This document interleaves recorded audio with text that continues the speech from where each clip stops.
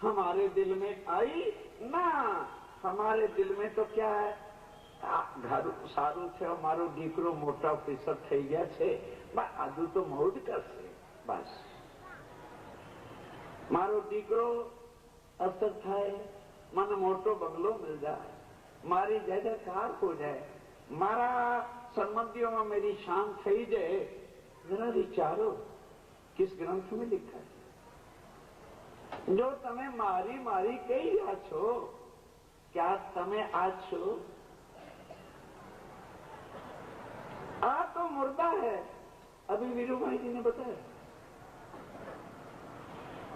तो जो अंदर में है उसकी पहचान के लिए अर्जुन कह रहा है, प्रभु मुझे जन्म और मरण से छुड़ा के भव से पार करो. तो वो क्या कहते हैं, मैं और इसको जो बनाने वाला दो पुरुष हैं, एक तो क्षर, मैं स्वयं संसार का भगवान हूं, और अंतिम महाप्रलय में मेरा लय होता है. और मुझे करने वाला कौन है? कूटस्थ अक्षरा उच्यते. अब ये अर्थ जो है लोग कहां घटा देते हैं. क्षर तो कहते हैं देह को, जिनको आगे का ज्ञान का पता नहीं होता, और गीता से वो उल्ट अर्थ बता करके जो है दुनिया को यहीं पर भटका देते हैं. वो अर्थ क्या निकालते हैं? क्षर कहते हैं देखो, अक्षर बता रहे हैं जीव को, जबकि जीव जन्मता और मरता है, अक्षर ना जन्मता है ना मरता है. वो कूटस्थ अविनाशी पुरुष जो है उसको अक्षर ब्रह्म कहते हैं. और टीकाकारों ने क्या लिख दिया ग्रंथों का अर्थ, कि अक्षर जीव है और उत्तम पुरुष विष्णु भगवान नारायण हैं, और वो स्वयं कह रहे हैं कि मैं जन्मता और मरता हूं, और अर्थ बताने वाले कहते हैं कि वो उत्तम पुरुष है. ना, गलत अर्थ बताते हैं. किसी को कोई किसी प्रकार का संशय हो, 7 दिन तक आपकी चरणों में ही यहां रहूंगा. ग्रंथ ले आइए और व्याख्या करिए. भूल को सुधार लेना अधर्म नहीं होता है, भूल को सुधारना ही सत्य में धर्म कहलाता है. अपनी भूलों को सुधार लो तो आपका धन्यवाद, और ना सुधारो तो आपका धन्यवाद.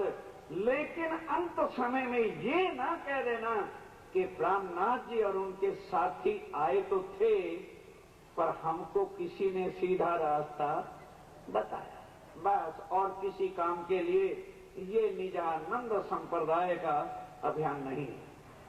आओ फिर क्या कहा, कूटस्थ अविनाशी जो है, जिसने मुझे बनाया है और उसने मुझे शक्ति दी है कि संसार को बनाओ और मिटाओ, वो अक्षर अविनाशी है, पर परमात्मा वो भी नहीं. साथियों, ये है विचार करना. अर्जुन हैरान होता है कि प्रभु ना आप परमात्मा हो, ध्यान देना, और ना आपको बनाने वाला भी नहीं परमात्मा, तो फिर वो परमात्मा कौन है जो हमें मरण और जन्म से छुड़ाए? तो क्या कहती है गीता? उत्तम पुरुषस्य त्वय अन्य. वो हम दोनों से जुदा है, अलग है.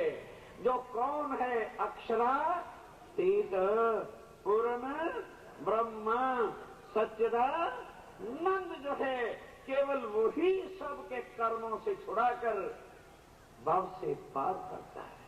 और हे अर्जुन, मैं किसी को कर्मों से नहीं छुड़ा सकता. मैं उस दुनिया का मालिक हूं, मैं इस दुनिया का परमात्मा हूं, कि जो जैसा कर्म करेगा, बोलो बोलो, वो वैसा ही फल पाएगा. उसको फल भुगतना पड़ेगा. मैं इसलिए वैकुंठ में बैठा कि कर्मों के हिसाब से जो है जन्म और मरण में डाल करके हर जीव को योनियों में डालता हूं, और योनियों से छुड़ाने वाला. ध्यान दो मेरे साथियों, कर्मों से निर्मल करने की शक्ति यदि किसी के पास है तो वो उत्तम पुरुष अक्षातीत है. तब एकदम अर्जुन कहते हैं प्रभु क्या वो परमात्मा मिल सकता है? 2 श्लोक के आगे पढ़िए, कहने लगे हाँ लभ्यस्तु એટલે मिल सकता है। भक्तया भक्ति करने से कहने लगे जी वो कौन सी भक्ति है कि उस परमात्मा को मिला जाए? तो उन्होंने कहा कि अनन्य प्रेम लक्षणा भक्ति जो है, पतिव्रत साधन जो है, आत्म के द्वारा हे अर्जुन उसके साथ यदि संबंध हो जाए तो प्राणी भाव सागर से पार। अब अर्जुन ने कहा ठीक है, अभी तो युद्ध का समय है, क्षण से मिट गए हैं, अब जब युद्ध हो जाएगा भगवान मेरे पास है, पूछ लूंगा और मैं भाव सागर से पार हो जाऊंगा। साथियों युद्ध हो गया, युद्ध जीत लिया, अब यज्ञ रचाना है, यज्ञ भी हो गया शांति का, विजय का। उसके बाद अर्जुन ने आसन लगाया और भगवान को बिठाया।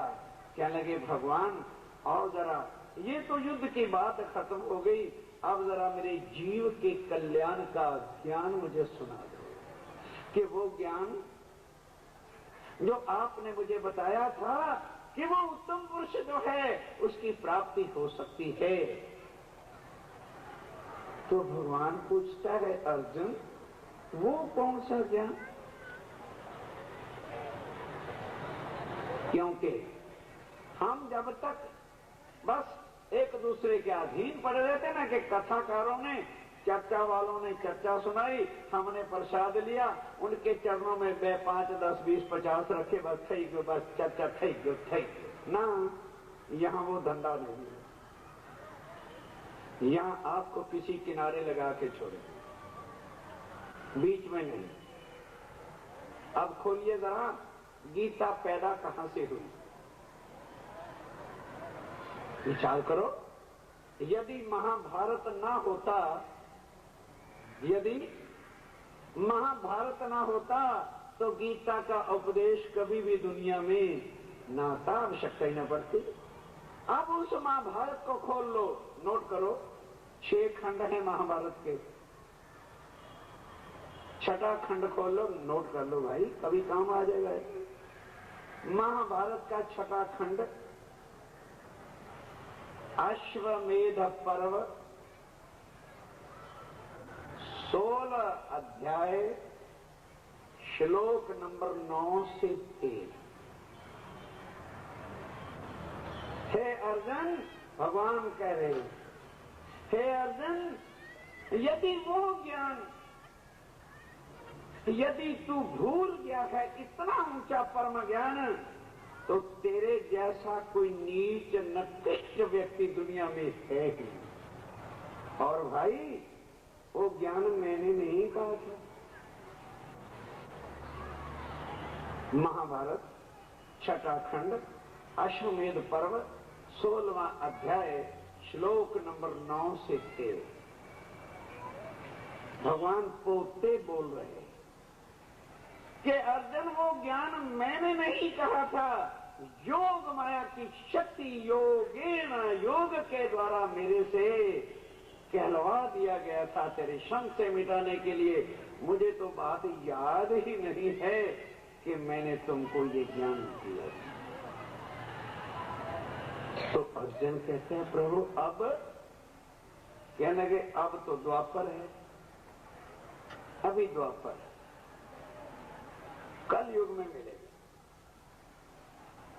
जिस उत्तम पुरुष को तू चाहता है कि ज्ञान हम दे दें, वो साक्षात आने वाले, उनकी आत्माएं साथ उतरेंगी।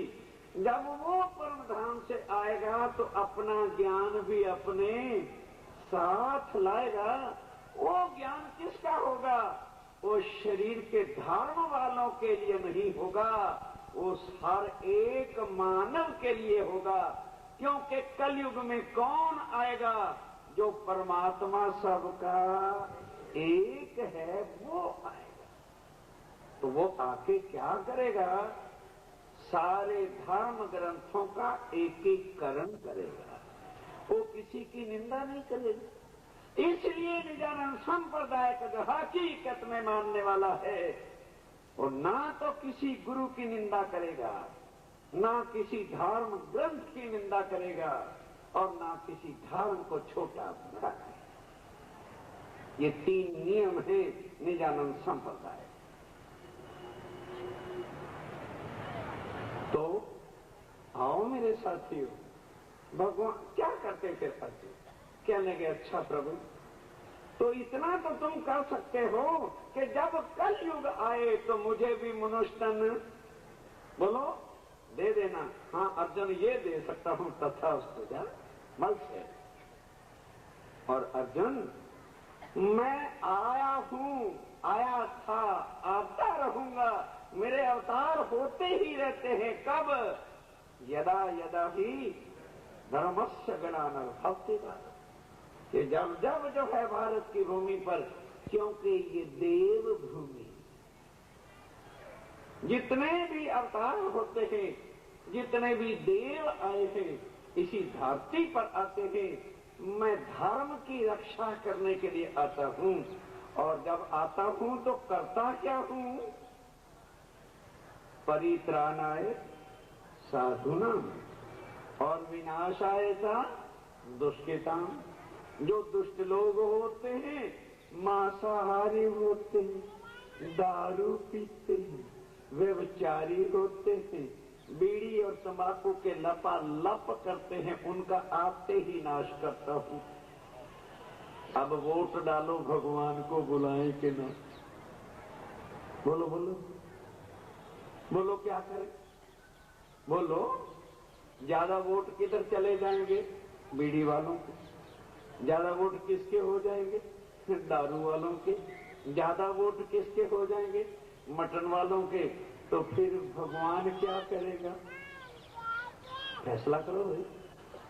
हाँ, रोज मंदिरों में जाके भगवान को बुलाने वालों, भगवान तो आएगा, आया हुआ है, लेकिन ये सोचो तुम्हारा हाल क्या हो। समय, अभी समय है, बीड़ी बड़ी के इंसान, बोलो तो खरा भाई, अरे यार बोलो तो सही, बीड़ी बड़ी के इंसान बड़ा। बीड़ी 2.5 या 3 इंच की होती है। बीड़ी कितनी बड़ी है देख लो अपने पे, पॉकेट में कितनी बड़ी है? 3 इंच से तो बड़ी नहीं होती है, 2.5 इंच के करीब भी होती है, जैसे लोग बता देते, अनुमान से बता रहे हैं। और इंसान 5, 5.5 फुट और 6 फुट का होता है। बीड़ी बेजान होती है, उसमें जान प्राण नहीं होते, और हमारे अंदर जान प्राण है। बस आधा घंटा चर्चा सुनने के बाद पता उठ के कौन जा रहे हैं? जिनको बीड़ी सता रही है, वो बेचारे लगातार 2 घंटे कैसे बैठे? क्योंकि 2 घंटे में तो उन्होंने 2 बंडल का स्वाहा डालना है।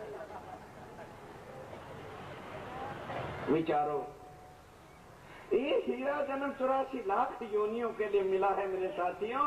ऐसे सत्संग को सुन लो और कल युग का लाभ उठा लो। जो चीज सतयुग में करोड़ों वर्ष तपस्या करने पर नहीं मिलती थी, जो वस्तु पार ब्रह्म का ज्ञान अर्जुन मांग रहा है और नहीं मिला, और जरा उससे पहला युग, ये तो द्वापर युग है ना, ये द्वापर युग की बात है। कृष्ण कब आए? बोलो तो खरा भाई। अरे भाई सारे बैठे हो, कहीं हम भूल जाए तो हमको बता दो। कृष्ण कब आए? बोलो बोलो। द्वापर युग में। अब कई को सहेड़ेंगे कृष्ण को कलयुग के अंदर, ताकि उनका धर्म बड़ा हो जाए। ऐसे ऐसे लोग भी बड़े घुसेड़ेंगे कृष्ण प्रणामी। है? क्यों? आओ सारी बात जरा दिल से तसल्ली करके चले। अच्छे को हर कोई लेना चाहता है और बुरे को छोड़ना चाहता है। अब कलयुग की महिमा भारी लिखी है, तो कृष्ण वाले कहते हैं हम भी घुसड़ चले ना, कृष्ण प्रणामी बन जाए। और एक श्लोक इन्होंने कहीं से महाभारत में से ढूंढ लिया, कभी काम चल सकता है, अपना भी नंबर लग जाएगा। क्या? एको अपि कृष्ण सकृतो प्रणाम दशमेधी भवती न तुल्या, दशमेधी पुनरेति जन्म, कृष्ण प्रणामे न पुनर्भवाय। ये महाभारत 5वां खंड नोट करो। वो 6ठा खंड बताया था, ये कौन सा खंड है? 5, अध्याय 47 श्लोक नंबर 92 नोट करो और जाके वांचो। कब कहा, किसने कहा, क्यों कहा, किसके लिए कहा? जब पांडव जीत गए, अश्वमेध यज्ञ करना है, तो वडिल कौन है? पांडवों का वडिल कौन था? भीष्म पितामह। और वो अभी 18 दिन तक मेरे साथियों, माताओं व बहनों, तीरों की सेजा पर लेटा हुआ, प्राण निकल नहीं रहे, तड़प रहा है, और भगवान सामने खड़े। अब पांडव इस बात के लिए दुखी हैं कि मेरे उस युग के अंदर भीष्म पितामह जैसा सत्यवान, धर्मनिष्ठ, प्रतिज्ञा करके निभाने वाला इस सारी धरती में यदि कोई आता है तो भीष्म पितामह का नाम है और किसी का नहीं आता। पांडव इसलिए हैरान थे कि हमारे दादा इतने धर्मनिष्ठ हैं और ये हालत है, तो ध्यान दो मेरे साथियों, तो हमारा हाल क्या होने वाला है ध्यान दो। तो यज्ञ करने से पहले अपने दादा श्री के चरणों में प्रणाम किया और कहा कि हे दादा श्री, खुशी और यज्ञ तो बाद में होगा, पहले हमें ये तो बताओ कि क्या आप जैसा आज के युग में क्या कोई धर्मनिष्ठ, प्रतिज्ञाशील व्यक्ति दूसरा है, और उसके बदल में आपको ये कष्ट जो है ये क्यों है? अब आओ। अब भीष्म पितामह कहता है, ये श्लोक भीष्म पितामह ने बोला है, जिसको आज लोग दुनिया को गुमराह करने के वास्ते बेचारे सीधे साधे गृहस्थियों को नरकों का रास्ता दिखाते हैं और झंडा लहराए फिरते हैं, कृष्ण प्रणामेन पुनर्भवा। श्लोक एक रख रखा। ये भीष्म पितामह ने परिचय दिया अपना कि मैं क्यों सेजा पर शूलों की तड़प रहा हूं। हे अर्जुन, हे मेरे पांडव पुत्रों, तो यदि ये पूछना चाहते हो तो जिसको तुमने, जिस कृष्ण को, देवकी नंदन को तुमने, क्योंकि संसारिक नाते से पांडव और कृष्ण मामा फुई के संबंध था, वो मामा के पुत्र थे, वो फुई के पुत्र थे, ये उनका संबंध था। तो सगा संबंधी होने के कारण उसकी महिमा का खबर नहीं थी, हमारे खानदान का है। तब ये औलखान किसकी? आदि नारायण वैकुंठ के 16 कला संपूर्ण श्री कृष्ण की पहचान कराते हैं कि हे अर्जुन, जिसको तुम मामा फुई का लड़का मान बैठे हो ना, ये स्वयं 16 कला संपूर्ण वैकुंठ के नाथ आदि नारायण श्री कृष्ण हैं। जो व्यक्ति एको अपि, एक ही बार, एको अपि कृष्ण से कृतो प्रणामा, इस कृष्ण को, कृष्णस्य, इस कृष्ण को प्रणाम करता है, पहचान कर कि ये मेरे वैकुंठ के नाथ नारायण भगवान। तो क्या बदल मिलता है, उसका फल क्या मिलता है? एको अपि कृष्ण कृतो प्रणामा 10 अश्वमेध भवतेन तुल्य, उसको 10 अश्वमेव यज्ञ का फल मिल जाता है। जो आदि नारायण भगवान श्री कृष्ण को, जो 16 कला संपूर्ण है, उसको प्रणाम करता है। पर हे अर्जुन, जान दो अब जरा, यदि वैसे कोई व्यक्ति 10 अश्वमेव यज्ञ करेगा तो वो फल भुगतने के बाद दोबारा जन्म मरण में आ जाएगा। पर इसको जो प्रणाम करेगा वो सीधा वैकुंठ में, जहां सुधी ब्रह्मांड का प्रलय नहीं होता, भगवान उनको अपने वैकुंठ में स्थान देते हैं और वो फिर जन्मता और मरता भी। ध्यान दो, कब तक है? जब तक ब्रह्मांड का प्रलय नहीं होता ત્યાં સુધી आवागमन के चक्कर से नहीं छूटता, ना कि हमेशा के लिए वो अखंड हो जाएगा। भाई वो जो ये कह रहा है वो तो खुद कह रहा है कि मैं भी जन्मता और बोलो बोलो मरता हूं। बोलो श्री प्राणनाथ।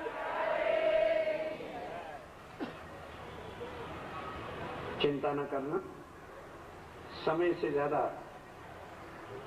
बोलने का मेरा स्वभाव नहीं। शिष्ट और अनुशासन हमारे जागने के ध्यान का नियम रहता है। आधा घंटा पहले ही समाप्त कर दूंगा, क्योंकि ये ज्ञान ऐसा है। मन है ना, मन टीवी और कुछ होता तो देखो कितने मगन होके बैठते। अब उस मन को पता है कि यदि ये ज्ञान अंदर चला गया तो मुझे अपनी मर्जी से कोई भी नाचने नहीं देगा। और जब तक ये ज्ञान मानव के अंदर नहीं है तो राज किसका है? मन का। नहीं समझे? हमारा इतना लंबा चौड़ा शरीर है, कौन भगाए फिर रहा है? मन। जहां दिल चाहता है वही इसको लेके चल देता है, ना पेट्रोल डालता है ना कुछ करता। चलो जी। अब उसको ये खबर लग रही है कि अगर ये 1 घंटा और बैठ गया तो मेरे मरने का ठिकाना आ जाएगा। अब वो बेचारा जबरन उठा तो नहीं सकता, तो क्या करता है? अंदर से नींद, बैठा ही यहां रहेगा ना, मैं इसको सुनने ही नहीं दूंगा। वो अंदर से अपनी गड़बड़ी चालू कर रहा है, तो अपन गड़बड़ी चालू क्यों करने हैं? 7 दिन है ना, थोड़ा थोड़ा सही में सही, जितना का आप बोझ उठा सको। कहिए ना करो यार वहां तो मर जाएंगे, 3 क्लास बैठना पड़ेगा, जाओ ही नहीं, ऐसा ना करना। अभी तो आज कैफ है शुरू हुआ है, अभी तो आज ABC शुरू हुआ है। आओ सावधान, प्यार के साथ, बड़े प्यार के साथ। बस एक प्रसंग और, उसके बाद खत्म कर। अर्जुन कलयुग में, और उसके बाद आओ, ये कृष्ण आदि नारायण है। अब लीला कहीं किसी और की है और लगा किसी और जगह पर देते हैं। यही बात रामायण के अंदर भी घटना घटती, क्योंकि हिंदू समाज आज ज्यादातर राम और श्री कृष्ण को ही भगवान मान के चलते हैं। वैसे तो हम जिसकी भी कोई पूजा करता है सब ठीक है, पूजा गलत नहीं। आपका तो है ना भगवान पर, चाहे भले किसी रूप से। आओ अब आपको ले चले वनवास में, जहाँ सीता है और राम भगवान है। थोड़ा रामायण को भी देखें, सीता हरण हो जाती, दोनों भैया वन में चले गए। थोड़ा संक्षिप्त में कर देना, ज्यादा लंबे से फिर आप उब ना जाए। हरण आया, रावण अपना काम करके जब चला गया, दोनों भाई आए, देखा पंचवटी में नहीं है। ध्यान देना मेरे साथियों, वही नारायण भगवान जो बाद में कृष्ण बने, तो पहले क्या बने? राम बने। वो 12 कला की शक्ति से थे, वो पूर्ण 16 कला की शक्ति से। फर्क इतना ही, एकदम सीता को जब पंचवटी में नहीं देखा तो व्याकुल हो गए और पूछे अब किससे? वन के अंदर और तो कोई था नहीं, राम और लक्ष्मण ओ बंदे बाहर थे। तो ये फूल पत्ते टहनियों से घबरा कर व्याकुल होकर के राम कहने लगे, ओ वन के पत्तों, ओ वृक्षों, तुम ही बता दो मेरी सीता कहाँ। अब लक्ष्मण के दिल में अर्जुन की तरह से संशय हो गया। हम और आप क्या समझते हैं कि लक्ष्मण भाई था ते माटे और राम ने जोड़े गया था। ना ना ना, भाई की खातर नहीं गया। आज भेद खोलेंगे। हाथ जोड़ करके लक्ष्मण चरणों पे गिरता है, क्योंकि लक्ष्मण शेष शाही नारायण का अवतार है और वो वैकुंठ के अवतार। कभी जानो पहचानो रामायण को तो आगे की क्लास का पता चले। हमने तो रामायण क्यों करानी है कि नंबर 2 का पैसा आ गया ज्यादा, कहीं रेट ना लग जाए। रामायण का पारायण करा दो ताकि मोहल्ले में पता चल जाए कि ये कौन है, ये राम का परम भक्त है। अपनी कालस के ऊपर राम नाम की चद्दर डालने वालों की चद्दर आज खुल रही है। साथियों देखो जरा, संसार में आए हो, कुछ सोचो और कुछ विचारो। तो लक्ष्मण पगे ला करके कहता है, प्रभु आप तो एक पूर्ण ब्रह्म है, जान दो। जो लक्ष्मण ने पहचाना कि ये तो भगवान पूर्ण ब्रह्म है। और प्रभु आप एक स्त्री के नाते, एक पत्नी के लिए व्याकुल हो रहे हैं। आपने तो मुझे ज्ञान दिया था कि मनुष्य कौन है।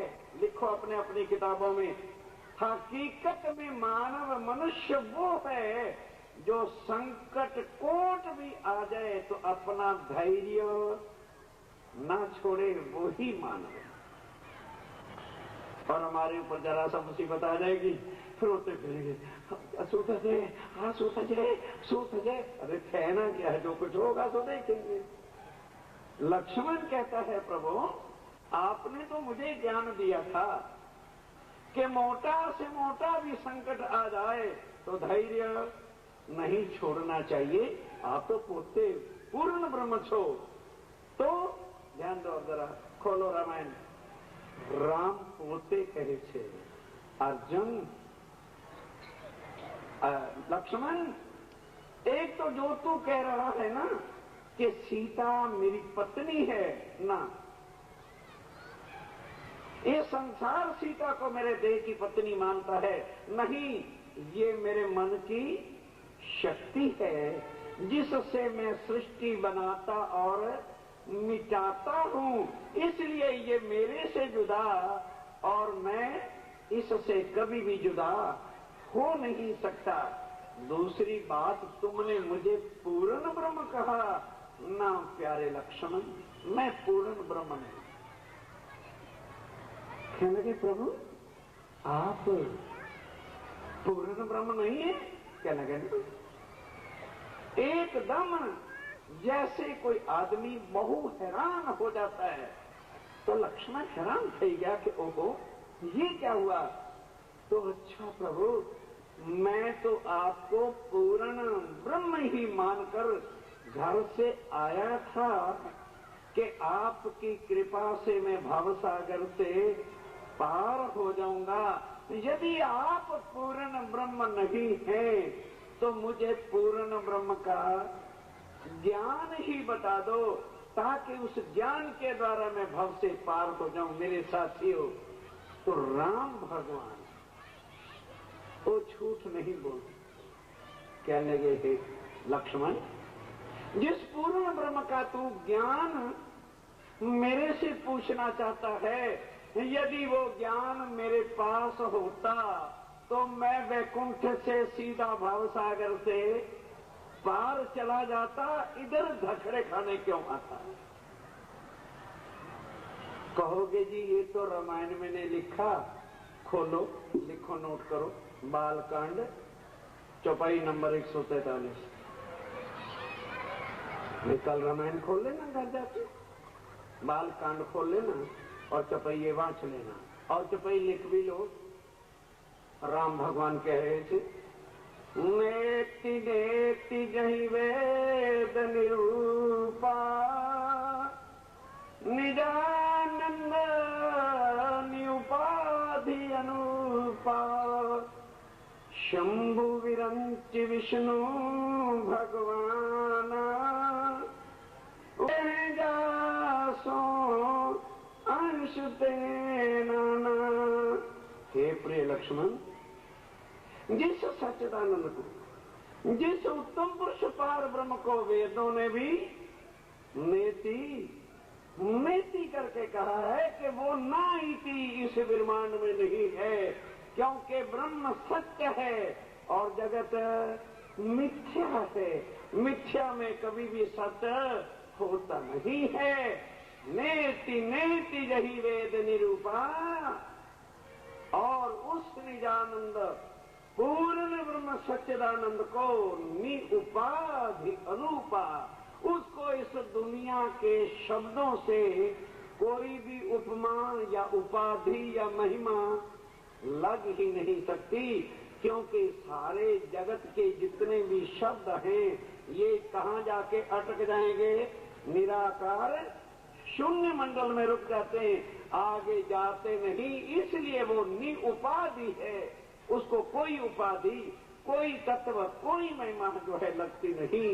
इसलिए मैं कैसे बताऊं कि वो पार ब्रह्म का ज्ञान क्या है? रामायण।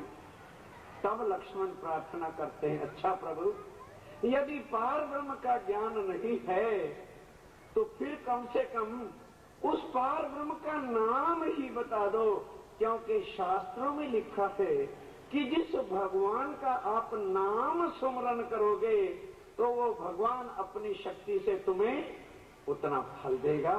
तो पार ब्रह्म का यदि हम नाम सुमरन करेंगे तो पार ब्रह्म हम नाम सुमरन करने के बदल में भावसागर से पार कर देगा। तो इसलिए मुझे नाम बताओ। खोलो रामायण, आगे पढ़ते जाना। राम भगवान कहते हैं, जहाँ रे प्रिय लक्ष्मण, यदि मुझे उस पार ब्रह्म के नाम का पता होता तो मैं मृतलोक में क्यों आता? वैकुंठ से ही पार ब्रह्म का नाम सुमरन करता और वहां से तो नजीक शास्त्र वर्ण को पार करता, भव से पार हो जाता। राम न सके नाम गुण गाई, कहाँ लो कहूँ मैं नाम बड़ाई। हे प्रिय लक्ष्मण, मैं राम जो आदि नारायण का स्वरूप हूँ, मेरे पास नाम नहीं है, नाम की महिमा ही नहीं है, तो मैं किस तरह से तुम्हें बताऊं कि पार ब्रह्म का नाम क्या है? तब लक्ष्मण कहते हैं, प्रभु तो क्या जान रहा जरा कि क्या आपकी शरण में आने के बाद भी हम जन्मते और मरते रहेंगे, तो फिर आपकी शरण में आने से लाभ क्या? जान दो मेरे साथियों। राम भगवान कह रहे हैं तो सुन ले प्रिय लक्ष्मण, इतना बता देता हूं कि वो कब मिल जाए मेरे पास।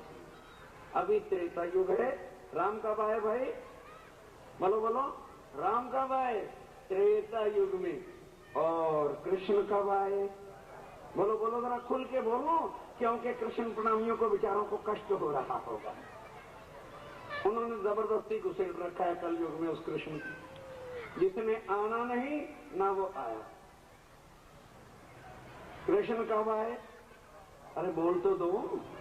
हाँ, द्वापर युग में। और राम कब आए? कलयुग में। वह राम कह रहा है, कलयुग केवल नाम आधार, सुमर सुमर नर उतरई पारा।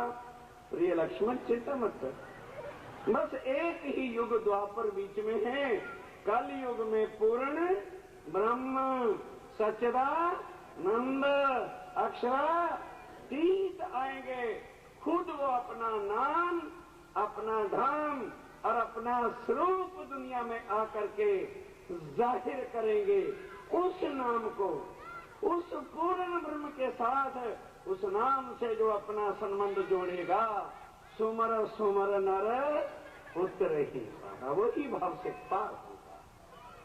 तो प्रभु फिर आप जब इस सृष्टि के नाथ हैं तो मुझे वरदान दो कि कल युग में मुझे मनुष्य तन मिल जाए तथास्तु, ये मैं दे सकता हूं। आपको निश्चय करके जो है कलयुग में नाम पार ब्रह्म का मिलेगा और मनुष्य तन आपको मिलेगा। आइए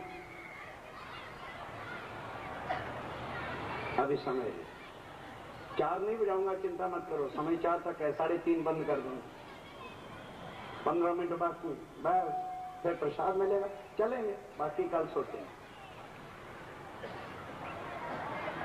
आओ,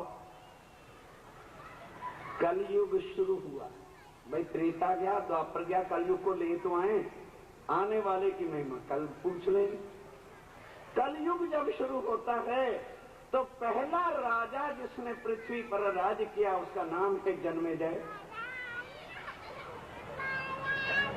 जन्मेजय को व्यास जी कथा बता रहे, बताना तो चाहते थे कि तेरे साथ भविष्य में क्या होने वाला है, पर उस पर एकदम ही संकट ना आ जाए, पहले उसके पूर्वज जनों की बात बता रहे हैं कि क्योंकि मेरे साथियों क्या होता है कि जैसे जैसे युग बदलता है तो बुद्धि पर भी युग का प्रभाव अवश्य पड़ता है। अभी द्वापर युग खत्म होने हो रहा है और कलयुग शुरू हो रहा है। पांडवों के वंश का पहला राजा जो था जन्मेजय था, व्यास जी उसको बता रहे हैं कि राजा जन्मेजय, क्या तू अपने दादा और पिता की शक्ति को जानता है? भला भला किसी बेटे को ये कहा जाए तो कौन नहीं मानेगा। कहने लगे बाबा तुझे नहीं पता कि तेरे दादा कितने शक्तिशाली थे? तो राजा जन्मेजय कहते हैं व्यास जी महाराज आज किधर आपका विचार हो गया, मारा ही तो दादा था। कहने लगे थारा दादो तो था पर तुम्हें ओळखान नहीं। कहने लगे क्यों? कि तारा दादा जो भीम था ना, भीम, हाँ, तो क्या था इन्हें कि उसके पास इतनी मोटी गदा थी। गदा पास तो रखता था पर युद्ध में कभी वापरता नहीं था। हैरान हो गए भीम कि महाराज अगर वो गदा वापरते नहीं थे तो युद्ध जीत कैसे जाते थे? कहने लगे कि बड़े बड़े राजा महाराजा जब हाथी पे चढ़ के आते थे युद्ध करने तो भीम हाथी को दुम से पकड़ता था, करके फेंक देता था।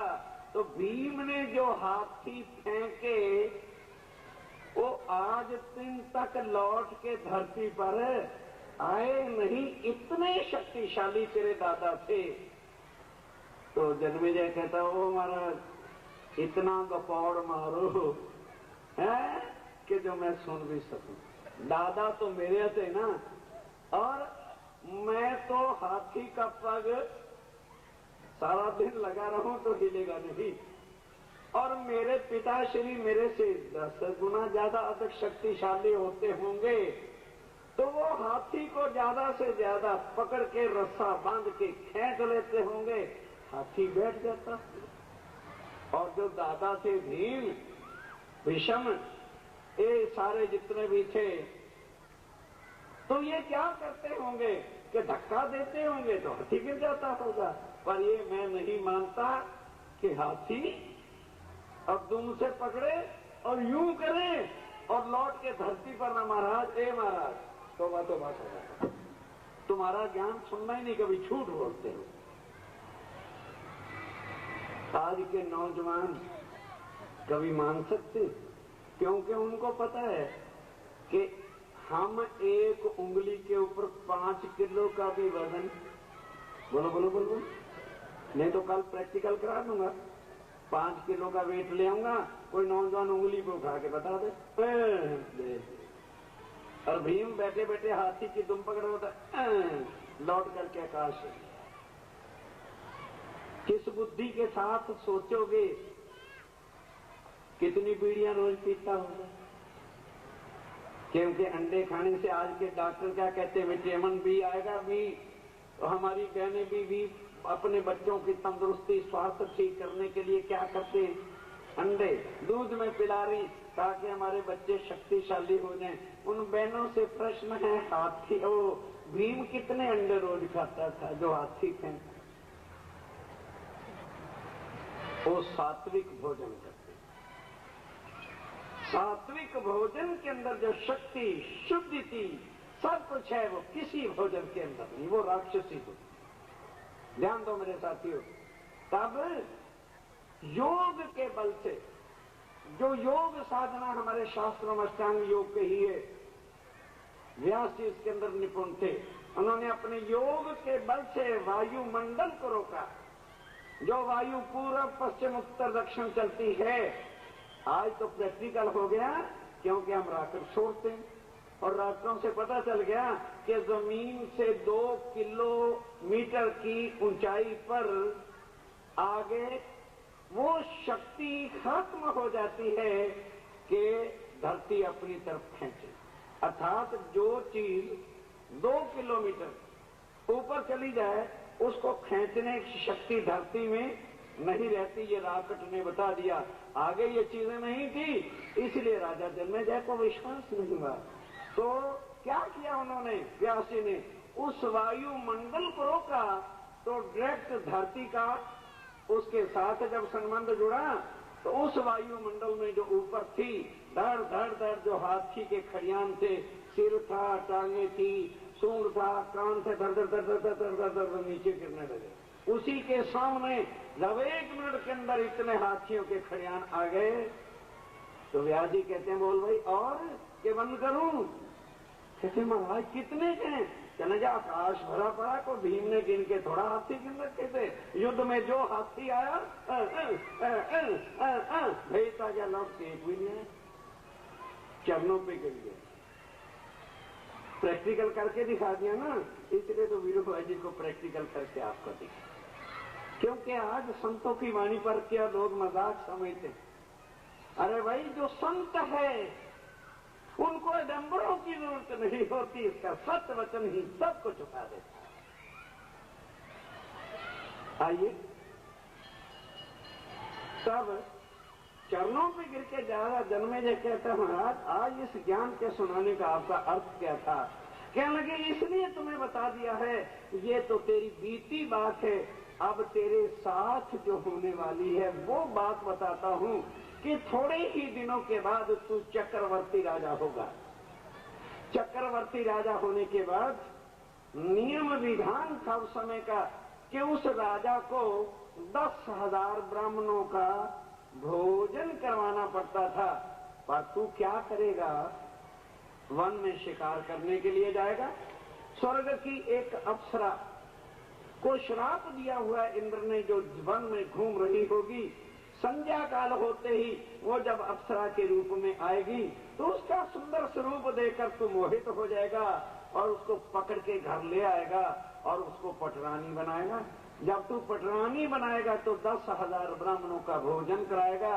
तो ये आज भी विधान है कि गुरुजनों को, संत जनों को जब भी भोजन कराया जाए, यदि कोई बहन या भाई परोसने लगे तो उस समय वस्त्र बदलना नहीं चाहिए। ये हिंदू इतिहास के भोजनों का वर्णन है। पर क्योंकि वो स्वर्ग की अप्सरा होगी, उसके तो वस्त्र ऑटोमेटिक बदलेंगे, तो ब्राह्मण लोग समझेंगे कि हमारा भोजन दूषित हो गया। वो परीक्षा लेने के लिए जो तू उनको भोजन खीर परोसेगा, खीर का छींटा दे देंगे। अब रानी से तो नहीं पूछ सकते कि रानी तो वस्त्र बदल के आई है कि नहीं, तो उसके वस्त्र तो बदल जाएंगे, पर छींटा ज्यों का त्यों। बहन जी बस सिर्फ 5 मिनट थोड़ा होता, कोई बात नहीं, क्षमा करना। हाँ, तो जब वो वस्त्र बदल जाएंगे पर छींटा दूध का रहेगा तो ब्राह्मण तुझे श्राप देंगे कि ओ राजा जन्मेजय, तूने हमारा भोजन दूषित किया है, जा 8 अंगों से कोड़ी हो जा। और तू कोड़ी होगा, कोई भी टाल सकता नहीं, ये तेरा भविष्य कहता है। अब राजा तो अपना राज भी भूल गया और चक्रवर्ती भी भूल गया। जिसको ये पता चल गया कि मैं कोढ़ी होने वाला हूँ, बोलो पानी भी अच्छा सुहाएगा क्या? वो तो मर गया जिंदा। जिसको ये कह दिया जाता है ना, तुझे 2 महीने के बाद फांसी लगेगी, लगेगी नहीं, उस दिन से समझो वो मर गया। समय पूरा करना। राजा जन्मेजय चरणों में गिर के प्रार्थना करता है, प्रभु हे मेरे भगवान रूप व्यासी महाराज, कुछ कृपा करो, मुझे इस रोग से निकालो। क्यों? कुछ मेरे साथियों संसार में आज भी ऐसे व्याध रोग हैं, यदि ये जन्म हमारा छूट भी जाएगा तो अगले जन्म में कोढ़ी ही बनेगी। कैसे रोग हैं, आज डॉक्टरों ने भी इस चीज को स्वीकार किया है। ध्यान दीजिए, इसलिए राजा जब व्याकुल होता है तो अब व्यास कहते हैं चिंता न कर। अरे राजा तू चिंता न कर, तेरे को वो फल मिलने वाला है जो कभी सृष्टि पर हुआ ही नहीं और ना कभी होगा। शिव पुराण नोट करोगे जो देखना चाहिए, उसमें जाके अध्याय 4 श्लोक नंबर 74 पढ़ ले। व्यास जी कहते हैं, राजा अभावी नो भविष्यन्ति मुनियो ब्रह्म रूपना। अभावी नो, बस यही श्लोक कह के अब कह के कलयुग आ गया ना, बाकी कल से कथा श्लोक। अभावी नो भविष्यन्ति मुनियो ब्रह्म रूपना उत्पन्नाए कलौ युगे प्रधान पुरुष आश्रय। के हे राजा चिंता न कर, इस संसार के अंदर कलयुग के अंदर एक ऐसी अन्न होने वाली अभावी, भावी किसको कहते हैं? जो होने वाली होती, जैसे मरना, जन्मना, एक्सीडेंट हो जाना, बुखार हो जाना, ये तो सबके साथ हो रही है, ये कोई नई चीज नहीं है। ये मत सोचो कि हमारे घर मर रहे हैं तो उनके घर नहीं मर रहे, कोई ऐसा संसार में नहीं है।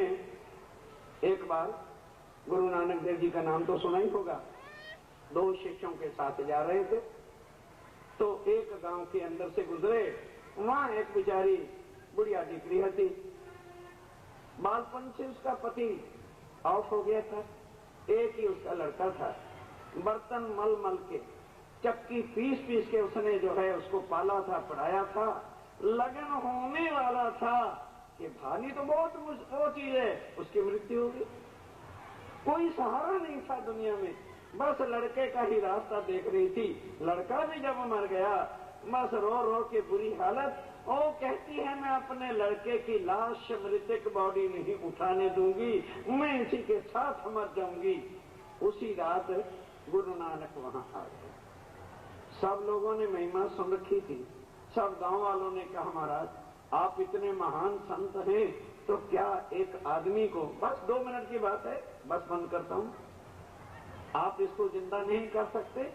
अब वो औरत भी ने जब सुना, बढ़िया ने, बुढ़िया जो थी दिख रही आ गई रोती रोती, तो ध्यान दो, कहते बुढ़िया क्यों रो रही है? मेरा बच्चा जिंदा होना चाहिए। कहने लगे अच्छा कल जिंदा हो जाएगा, ये कौन सी बड़ी बात है?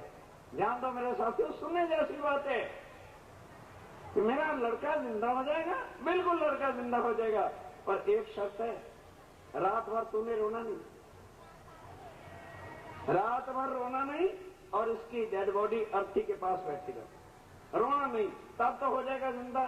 अगर तू इसके देख के रोएगी तो फिर हम नहीं जिंदा कर पाएंगे। रात भर तेरी यही परीक्षा है, सुबह मेरे पास आ जाना, बिल्कुल जिंदा कर दूंगा, अगर ना जिंदा हो तो मैं मर जाऊंगा यहीं पर। और बोल, बुढ़िया को विश्वास आ गया कि अब इतने महान संत जब इतना वचन दे रहे, सब गांव के सामने बोल रहे हैं, तो ठीक है।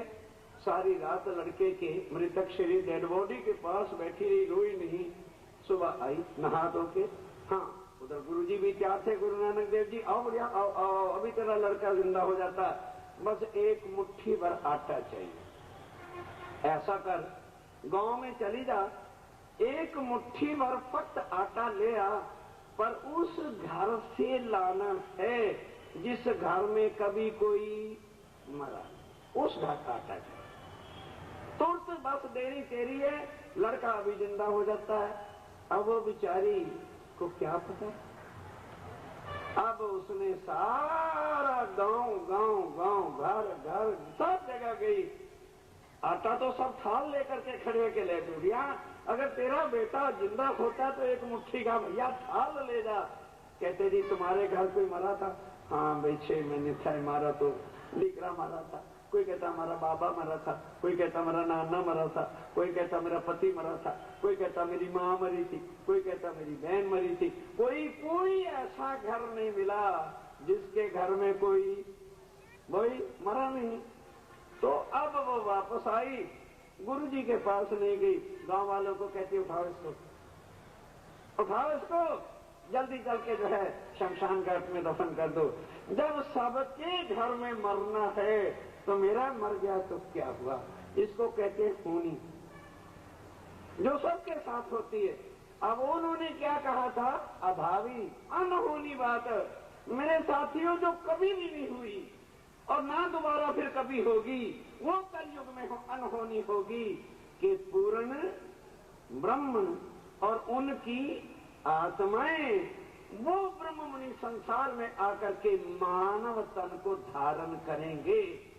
और उनकी पहचान क्या होगी कि मत्थे के ऊपर तो नहीं लिखा होगा, उनकी पहचान यही होगी कि पूर्ण ब्रह्म प्रधान पुरुष आश्रय, कि उनका तन जब यहाँ का होगा उनके बच्चे भी मरेंगे, उनको भी बुखार आएगा, उनके साथ भी घटनाएं घटेंगी, पर दुनिया घबरा करके अपने धर्म बदलती है, ईमान बदलती है। वह पार ब्रह्म को मानने वाले अन्य देवी देव का पूजन नहीं करेंगे, क्योंकि उनको ये ज्ञान होगा कि ये देवी देव भगवान तो हैं, नहीं समझे?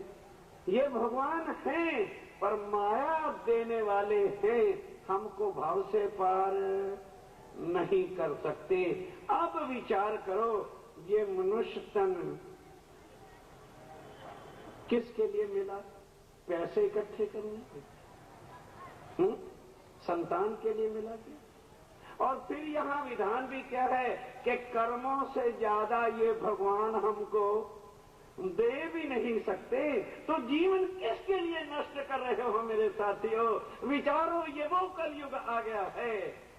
यदि विचार के, मेरे कहने से नहीं हो, ग्रंथों के प्रमाणों से, हर ग्रंथ की पहचान करने के बाद इसी मंच पर आपको कराई जाए और फिर बताया जाए कि कलयुग में कौन आने वाला है जो हमारा नहीं, देवी देवता भी जिसका ध्यान वैकुंठ में बैठ के कर रहे हैं, जिसका ध्यान आदि नारायण कृष्ण कर रहा है, जिसका ध्यान विष्णु भगवान स्वरूप राम कर रहे हैं, जिनका ध्यान कैलाश पर्वत पर बैठ करके शंकर भगवान कर रहे हैं, वो कलयुग। और उसकी पहचान क्या होगी? यही जो आपको कराई जा रही है। किसी धर्म की निंदा जो है ब्रह्मात्मा नहीं करेगी, सारे मानव के ग्रंथों का एकीकरण करके सबको मानवता के साथ बताएंगे कि भाई ये जितने ग्रंथ हैं, जितने भगवान हैं, वो हमारे देह के कर्मों के हिसाब से हमें योनियों में डालते और जन्मते और मारते हैं। कृपा से हमें धन संपत्ति पुत्र समान तो दे सकते हैं, पर हमें भाव से पार नहीं कर सकते। वह जो पूर्ण ब्रह्म आएंगे, कृष्ण ने क्या कहा कि मैं आऊंगा, बार बार आऊंगा, करूंगा क्या कि साधु नाम परित्राणाय साधु नाम और विनाशाय च दुष्कृताम। लेकिन प्राणनाशी ने आते क्या कहा कि ना भाई मैं एक हूं, क्या देखी रे हम दुनिया जो इनको ना करूं अखंड। क्या लगे मेरे ज्ञान से तो ब्रह्म आत्माएं और परम भक्त ही इस ज्ञान को समझेंगे, पर सबको मैं भाव सागर से पार करूं तो मैं पूर्ण ब्रह्म हूं, क्योंकि पूर्ण ब्रह्म ही एक ऐसे हैं जो सबको कर्मों से निर्मल करके, धर्म के बंधनों से छुड़ा के, दुष्टताइयों की सजा न दे करके उनको निर्मल करके और भवसागर से पार करेंगे। वो करेंगे नहीं, वो प्राणनाथ आ गए।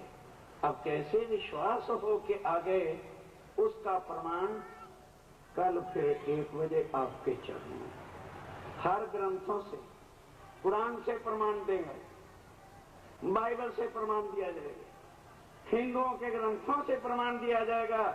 फिर सारे ग्रंथों को मिलान करके देखना कि वो समय बीत गया कि नहीं बीता। वो समय बीत गया मेरे साथियों। ब्रह्म आत्माएं जगत में आ गई। ये उसी पूर्ण ब्रह्म के मुखारविंद की ये वाणी है जिसका साप्ताहिक पारायण आज चालू किया है।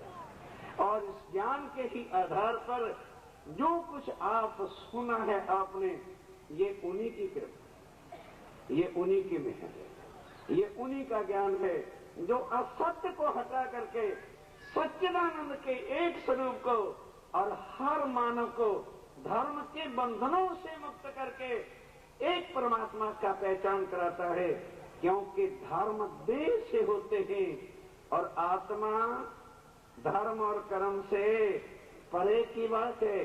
बस ये बेस पर जरा कल सोच के आना कि धर्म देह से है और कल्याण आत्म तत्व से है। जो धर्म हम देह से पालन करते हैं, इसीलिए हमें कर्मों का फल मिलता है और हम आवागमन के चक्कर में रखड़े खाते हैं। यदि उस परम तत्व की पहचान करके इस कर्म कांड को छोड़ दे जो देह से हो रहा है, संबंध उसके साथ हो जाए, तो फिर भाव से पार कैसे हो सकते हैं। ये विषय अब कल स्वीकार करिएगा। और यदि इसके आज के प्रवचन पर किसी को कोई संदेह हो तो बताए हुए धर्म ग्रंथों के प्रमाणों का अध्ययन कीजिए। यदि फिर भी कोई संशय बाकी रह जाए तो आपकी शरण में ही हूं यहाँ पर 7 दिन तक। और उसके बाद फिर किसी ने मिलना हो तो हिम्मतनगर आ जाना, और उसके बाद मिलना हो तो यूपी में उत्तर प्रदेश हरिद्वार जाते और रास्ते में ही आश्रम खतौली के पास है, वहां पर आइएगा। आज इतना ही स्वीकार कीजिए। प्रणाम जी।